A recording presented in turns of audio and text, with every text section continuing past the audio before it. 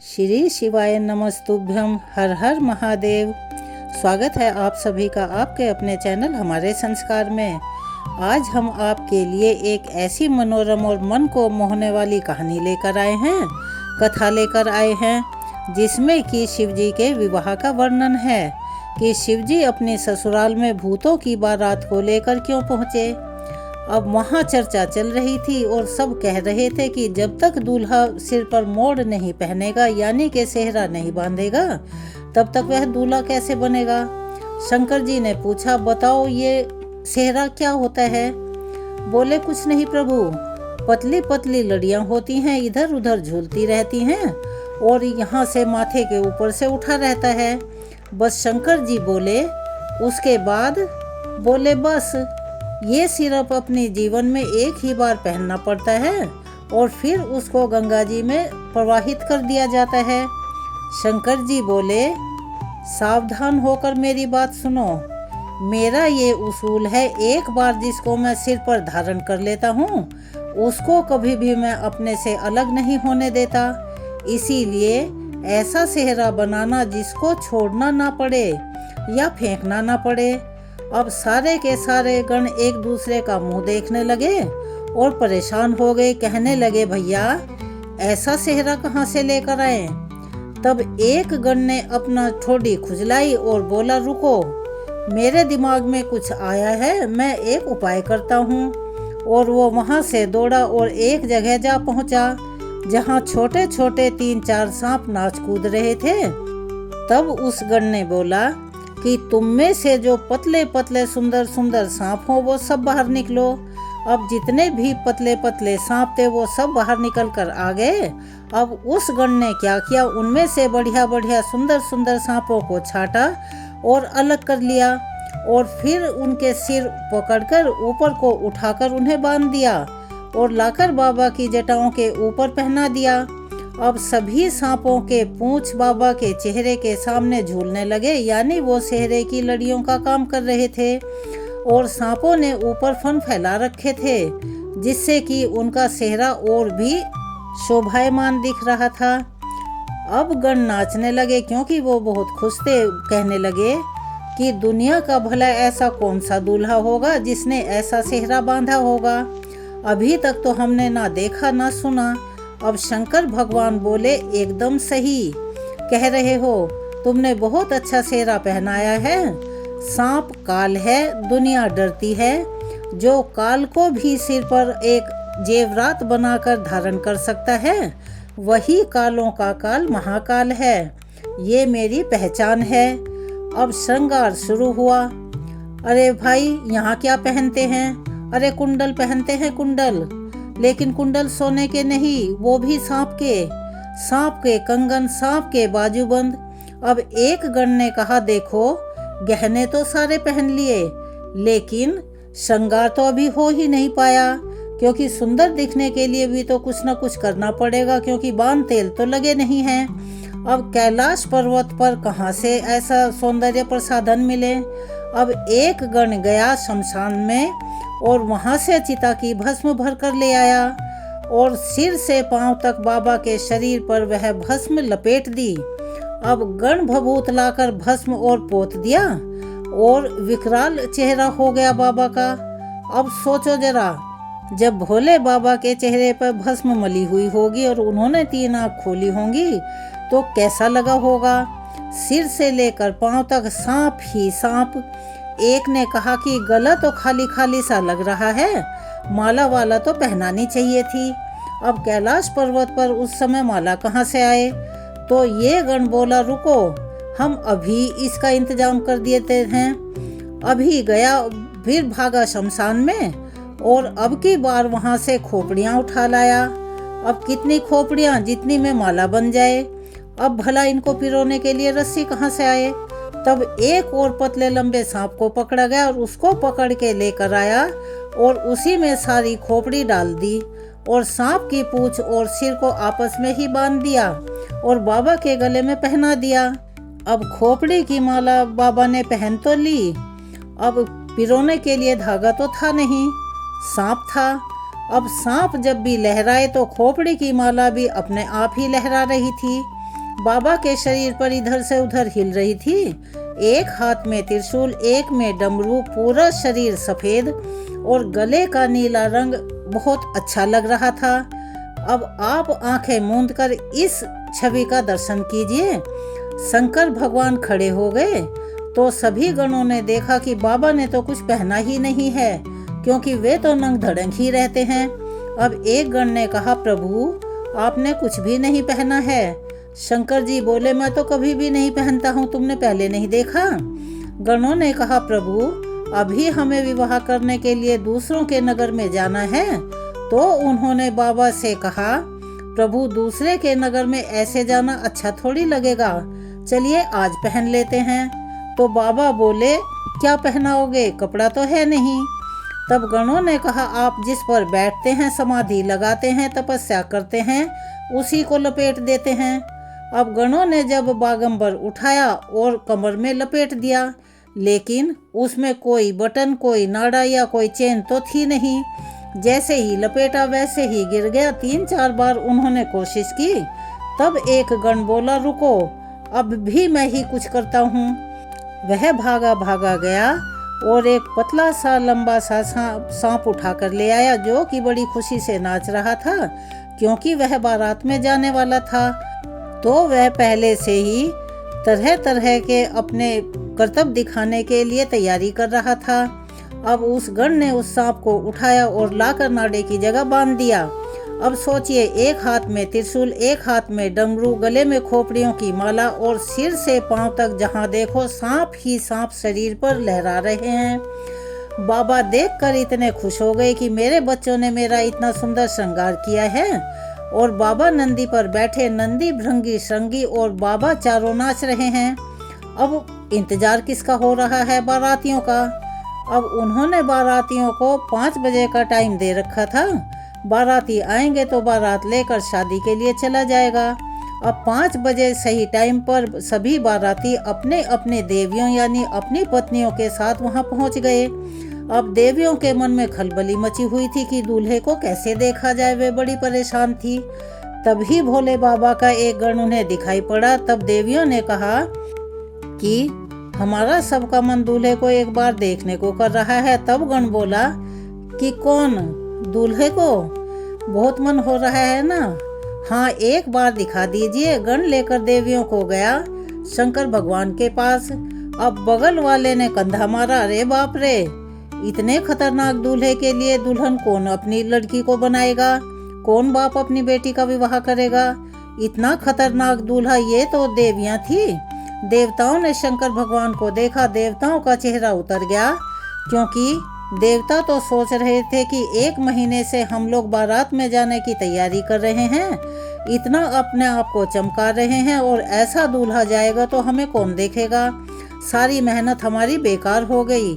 विष्णु भगवान ने देवताओं को इकट्ठा किया। अब बुलाकर बोले, देखो दूल्हे के लायक बारात नहीं है, दूसरे के नगर में जाएंगे तो सभी हमारी हंसी उड़ाएंगे, ऐसा ब्रह्मा जी बोले।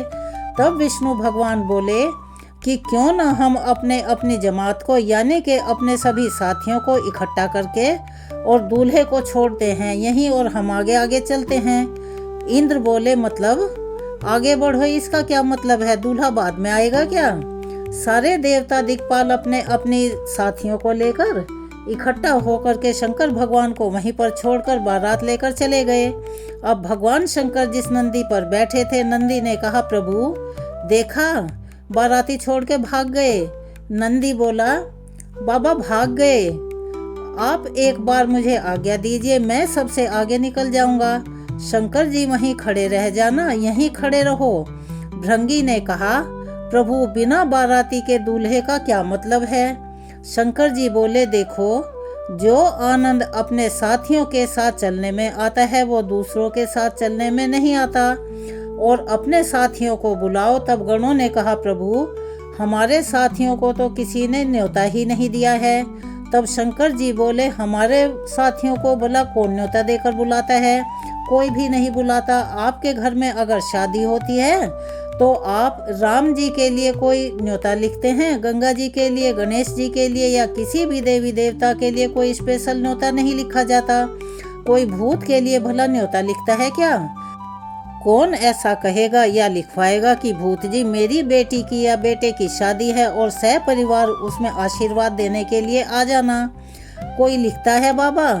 बोले मेरे वाले को तो कोई नहीं बुलाता, वो सब बिना बुलाए अपने आप ही पहुंच जाते हैं।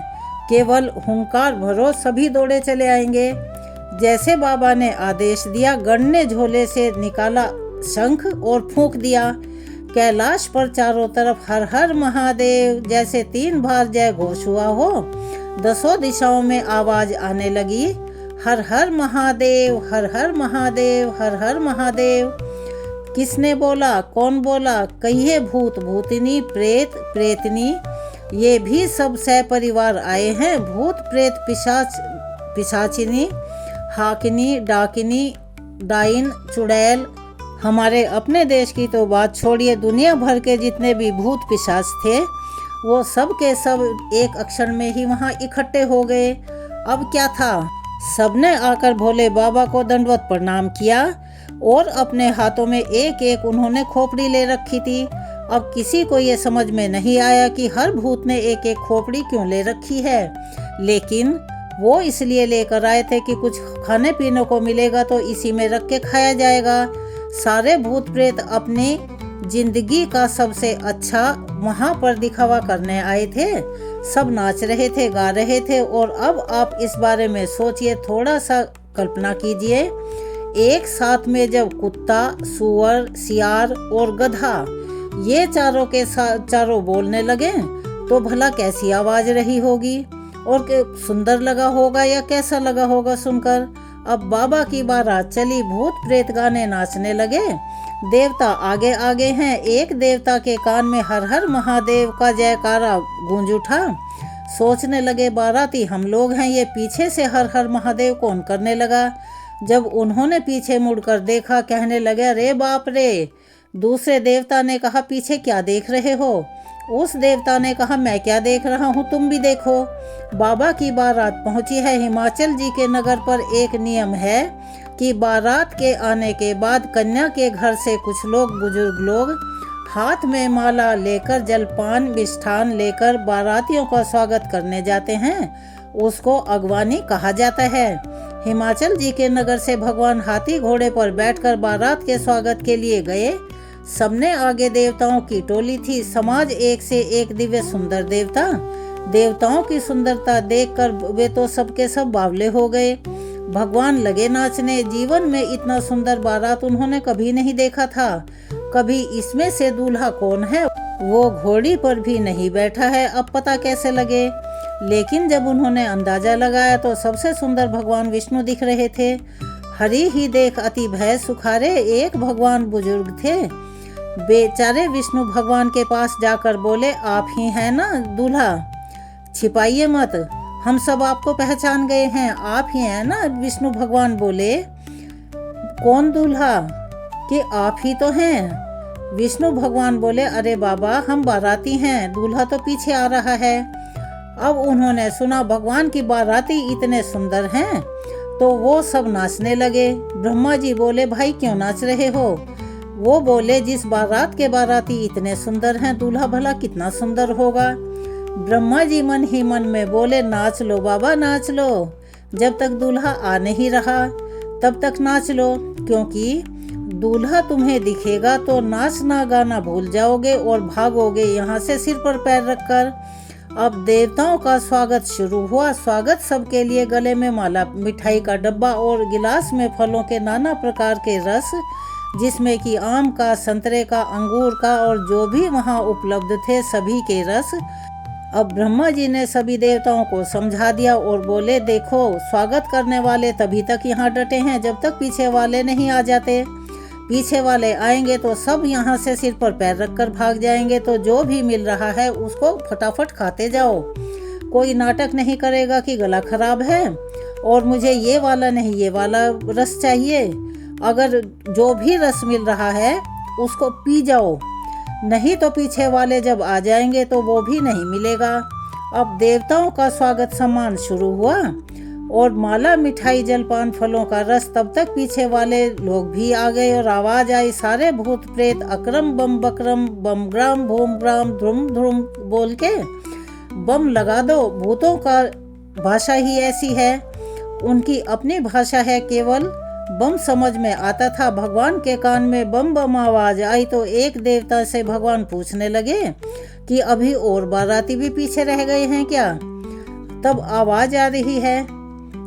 देवता तो समझ गए कि पीछे वाले लोग आ गए हैं। देवताओं ने कहा, देखिए, किसी भी प्रकार की आवाज पर ध्यान मत दो, ये केवल आप लोगों को ध्यान भटकाने की कोशिश की जा रही है।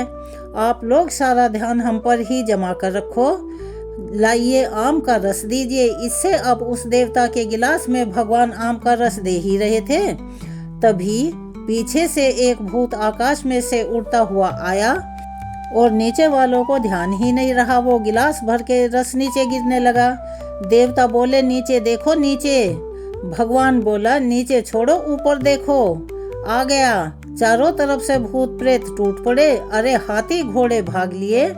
छोटे छोटे बच्चे आए थे बारात को देखने के लिए, लेकिन उन्होंने जब भूत प्रेत को देखा तो बच्चे वहां से घर की ओर भाग पड़े और अपने दौड़े गांव की ओर। इधर बड़े लोग वहां पर धीरज किसी तरह से बांधे रहे। सयाने बड़े लोग हिम्मत जुटाकर खड़े थे, लेकिन आंख बंद करके मन ही मन कह रहे थे, भगवान आज बस बचा लो हमको। बस जीवन में कभी किसी को माला पहनाने और जलपान कराने के लिए नहीं जाएंगे। मैं आज बच जाऊं बस। छोटे छोटे बच्चे घर की ओर दौड़े। अब बच्चों ने जाकर पहला काम क्या किया, अपने घर के दरवाजे बंद कर लिए। अब उनकी माताएं बोली, इतने मंगल दिवस पर इतने मंगल शुभ काम हो रहे हैं और भला कोई द्वार बंद करता है? खोलो द्वार। बच्चे बोले, बंद कर दे माता, नहीं तो एक भी घुस गया ना घर में, एक भी बाराती घुसा तो तू भी मरेगी और बाबूजी भी मरेंगे और हम भी मरेंगे। माताएं बोली, तुम तो बारात देखने गए थे। बच्चे बोले, माई बारात नहीं आई है, यमराज की सेना आई है। भूत प्रेत पिशाच हाकिनी डाकिनी डाइन चुड़ैल सभी नाच रहे हैं, रात वाले दिन में दिखाई दे रहे हैं। माँ, हम तो कहते हैं कि जो बहुत पुण्यशाली है वही बारात देखकर जिंदा बचेगा। क्यों? नंगा आ गया है, कुछ नहीं पहना है, नंगा आ गया। एक तो यह हो सकता है कि बाबा के कमर का भाग भूत प्रेतों से छिपा हो, इसीलिए बच्चों को केवल ऊपर का दिखाई पड़ा। बच्चे सोचने लगे जैसे ऊपर खाली है, नीचे का भी ऐसे ही होगा। बच्चों ने अपने दिमाग में वही कल्पना कर ली। अब इसका एक भाव यह भी है कि जिस सांप को नाड़े की जगह कमर से बांधा गया था, लेकिन वो तो अपनी धाक जमाना चाहता था, क्योंकि उसने नाच गाने के सभी स्टेप्स बहुत अच्छे से याद किया था। जब भूत प्रेत आकर कैलाश में नाचने लगे तो सांप बोला, बताओ तो सही, हमने इतनी मेहनत की और मैं यहाँ बंधा पड़ा हूँ, सब लोग आनंद मना रहे हैं और मुझे ऐसी जगह बांध दिया गया है। लेकिन जब वह अपने आप को नहीं रोक पाया तो वह वहाँ से निकलकर बाबा की कमर से निकला और नाचने लगा। अब वो तो निकला सो निकला, बाबा का बागंबर वहीं खुल के गिर गया। अब बाबा ने सोचा कि चलो कोई बात नहीं, मैं उस बागंबर को पहन के मुझे अच्छा नहीं लग रहा था, लेकिन सांप था कि नाचकर फिर उसी तरह कमर में लिपट गया। बोला, हम तो कह देंगे, हम तो यहीं पर बंधे हुए थे, अब खुल गया तो खुल गया, हम क्या कर सकते हैं। अब बच्चे देखकर आए, थर थर कांपने लगे, सबको बुखार हो गया। अब उन सब बच्चों की माताओं ने उन्हें दवाई बूटी देकर सुला दिया। इधर शंकर भगवान पहुंच गए द्वार पूजन के लिए।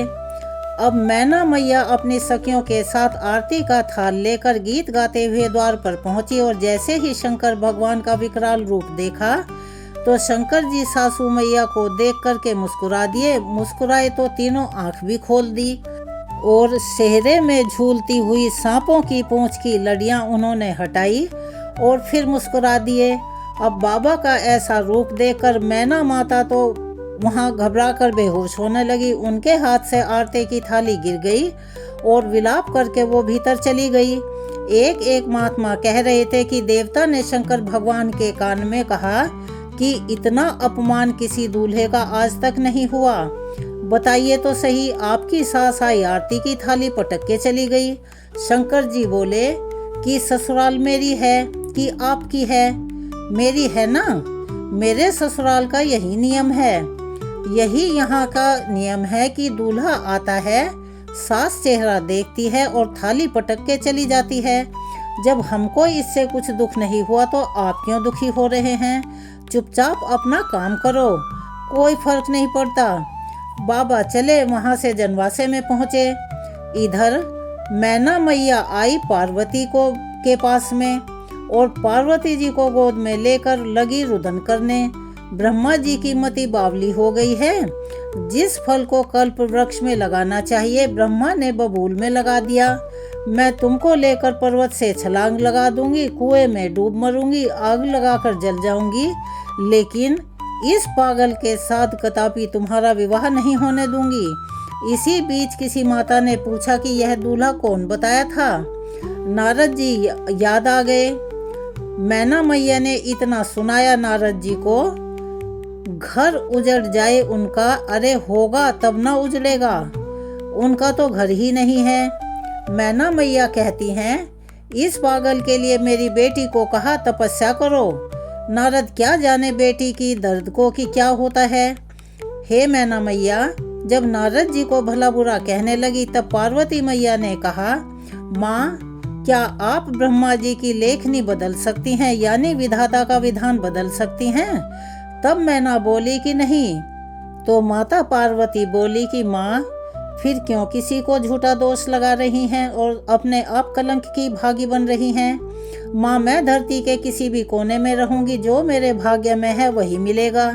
नारद जी वेद सिरा आदि मुनियों को लेकर वहां पर पहुंच गए हिमाचल जी के घर में और बोले, हिमाचल जी आपकी बेटी पार्वती पाद में है, उससे पहले अजा है, अनादि है, शक्ति है, अविनाशिनी है, सदा शंभु अर्धांगिनी निवासिनी है, वे शिव की अर्धांगिनी है, आदि काल से शक्ति है, जगदम्बा है, पिछले जन्म में सती थी, शिव के वचनों पर विश्वास नहीं किया, यानी जब उन्होंने रोका तो नहीं रुकी, इसीलिए इन्हें अपने पिता के यज्ञ में कूदकर अपना शरीर छोड़ना पड़ा।